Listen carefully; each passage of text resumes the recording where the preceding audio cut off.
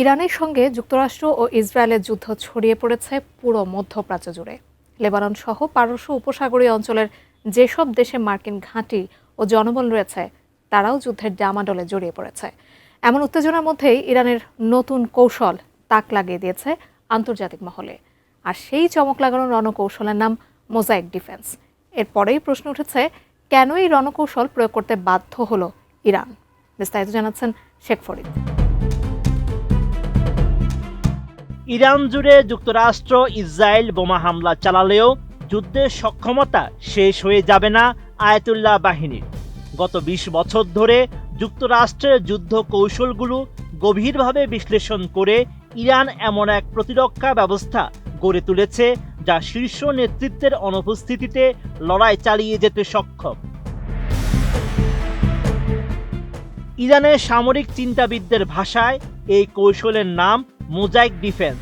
এই প্রতিরক্ষা কৌশলের মূল ভিত্তি হল যুক্তরাষ্ট্র বা ইসরায়েলের সঙ্গে যুদ্ধে ইরান তার শীর্ষ কমান্ডার, গুরুত্বপূর্ণ স্থাপনা এবং যোগাযোগ নেটওয়ার্ক হারালেও যুদ্ধ থামবে না।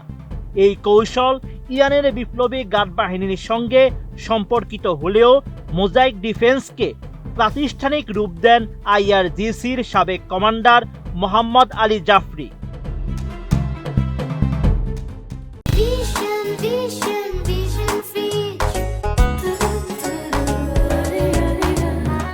এই মডেলে পুরো রাষ্ট্রীয় প্রতিরক্ষা কাঠামোকে ৩১টি প্রদেশে আধা স্বায়ত্তশাসিত স্তরে ভাগ করা হয়েছে। যদি শীর্ষ নেতারা নিহত হন, তবুও স্থানীয় ইউনিটগুলো নিজস্ব সিদ্ধান্তে লড়াই চালিয়ে যাওয়ার ক্ষমতা রাখে। এর লক্ষ্য হলো একটিমাত্র বিধ্বংসী হামলায় যুদ্ধের সমাপ্তি ঠেকানো। এই কৌশলের সবচেয়ে আলোচিত দিক হলো চতুর্থ উত্তরাধিকারী পরিকল্পনা। আল জাজিরা জানায়, ইরানের সর্বোচ্চ নেতা আয়াতুল্লাহ আলী খামেনি নিহতের আগেই প্রতিটি গুরুত্বপূর্ণ সামরিক ও বেসামরিক পদের জন্য অন্তত ৪ জন করে উত্তরসূরি নির্ধারণের নির্দেশ দিয়ে গেছেন। অর্থাৎ একজন নেতা নিহত বা নিখোঁজ হলে তাৎক্ষণিকভাবে দ্বিতীয়, তৃতীয় বা চতুর্থ ব্যক্তি দায়িত্ব বুঝে নেবেন। সেই সঙ্গে নেতৃত্বের শূন্যতায় যাতে কোনোভাবেই সামরিক দায়িত্বের ব্যাঘাত না ঘটে, সেই জন্যই এমন পদক্ষেপ নিয়েছে ইরান। সমরবিদরা বলছেন, ২০০১ সালে আফগানিস্তান এবং ২০০৩ সালে ইরাকে মার্কিন আগ্রাসনের পর সাদ্দাম হোসেনের পতন দেখে ইরান এই শিক্ষা নিয়েছে। তাই শক্তি এক জায়গায় ধরে না রেখে ছড়িয়ে দিয়েছে তেহরান। ইরানের এই নীতির দুটি প্রধান লক্ষ্য রয়েছে। প্রথমত, কমান্ড সিস্টেমকে ধ্বংস করা অসম্ভব করে তোলা।